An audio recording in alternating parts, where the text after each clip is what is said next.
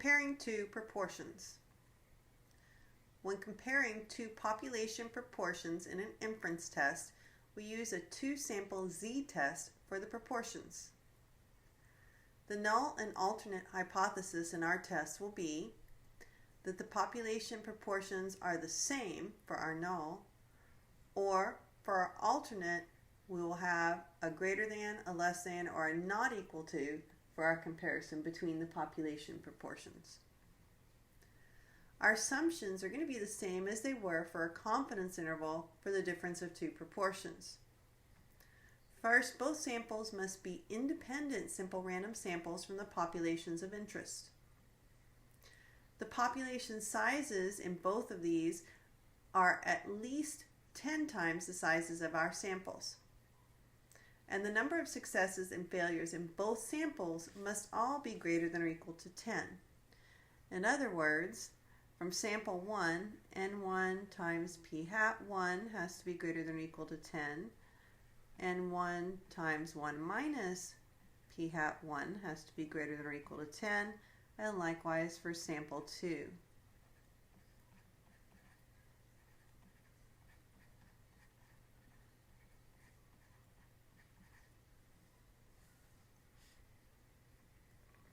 Our test statistic will be used using the following formula.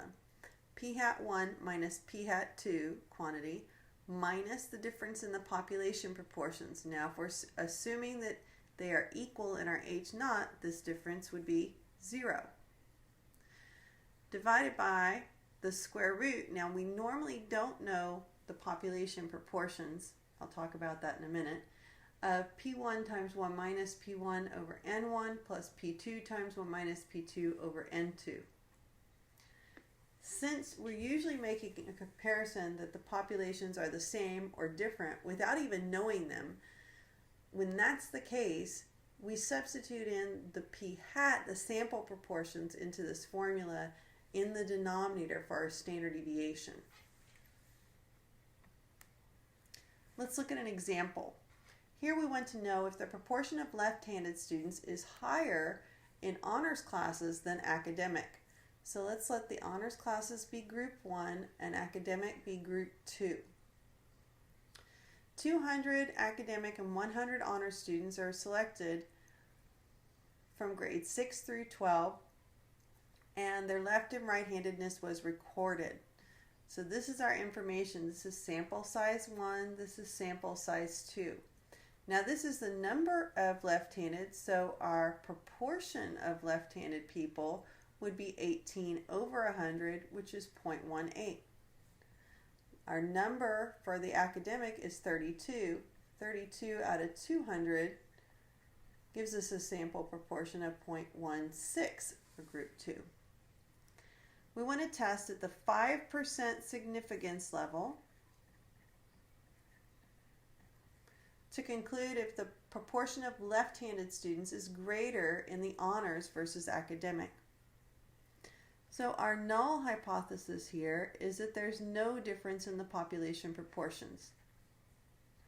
Our alternate will be that the honors students, group 1, has a higher proportion than group 2. Don't forget, when we're writing our null and alternate hypothesis, they're always about the populations, never the samples. We use our sample information to decide if the population claim is good or not. Let's draw our rejection region.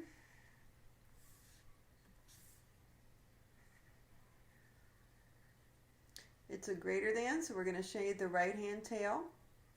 We have 5% significance level, so this area is 0.05. That means to the left of it is 0.95. This gives us a critical value of 1.645.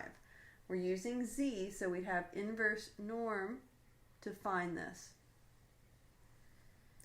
Our test statistic will be group 1's proportion minus group 2's proportion minus the difference in the population proportions, which is 0, divided by the square root. Now we don't know the population proportions, so we use the samples.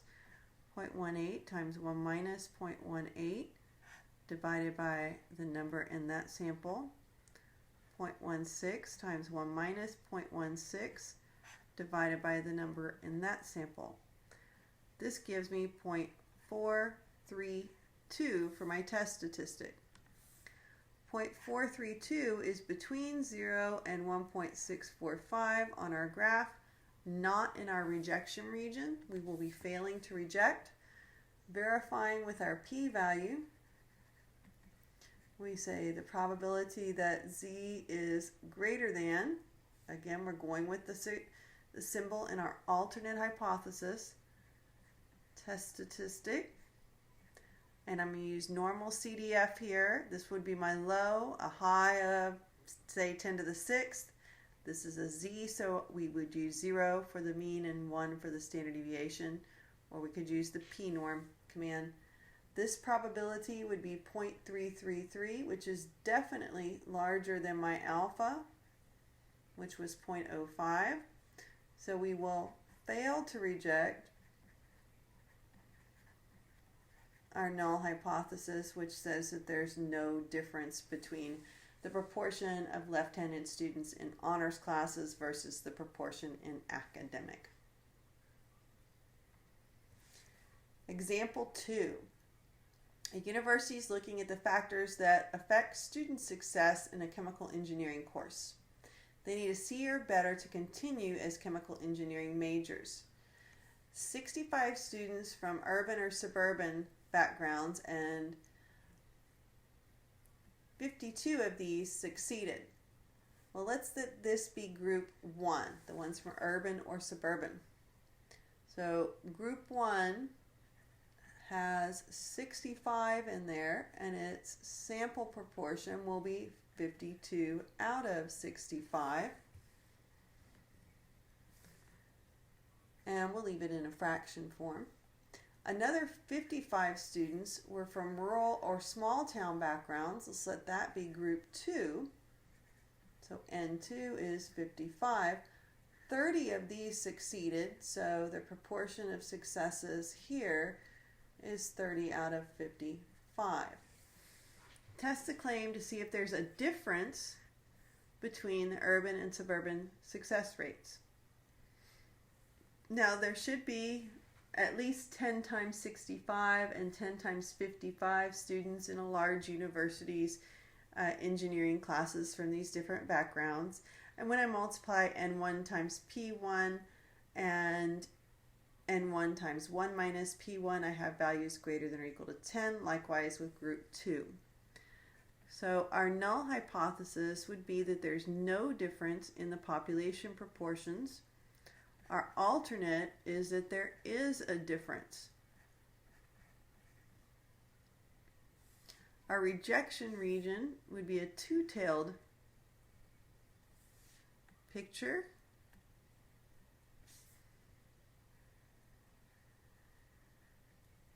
We have an alpha of 0.05, so we're going to split that up when we have the two-tailed. Now note, we're splitting it up for this picture for our rejection region. However, when we're comparing our p-value, we're comparing it to alpha itself, because we're already doubling our p-value to take care of this. Okay, our value for our critical value that marks the edges of this rejection region, we would use inverse norm of 0.025 and get negative 1.96 and know that this would be the positive. My test statistic would be 52 out of 65 minus 30 over 55 for the difference in the samples. The difference in the populations is 0. Here we would do 52 out of 65 times 1 minus that, all divided by 65, plus 30 out of 55 times 1 minus 30 out of 55, all over 55. This gives me a value of 3.049. This value would be to the right of 1.96. So we are in the rejection region. Our p-value for a two-tailed test is always twice the probability that we are either less than or greater than the test statistic. Since it's a positive value, we use greater than. This gives me a probability of 0.0023, which is less than our given alpha.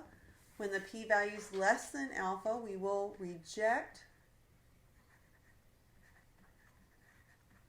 our null hypothesis. So we will say that at the 5% significance level, or we are 95% confident that we can reject the null hypothesis, which states that there's no difference in the population proportions, in favor of saying there is a difference between the urban and suburban success rates.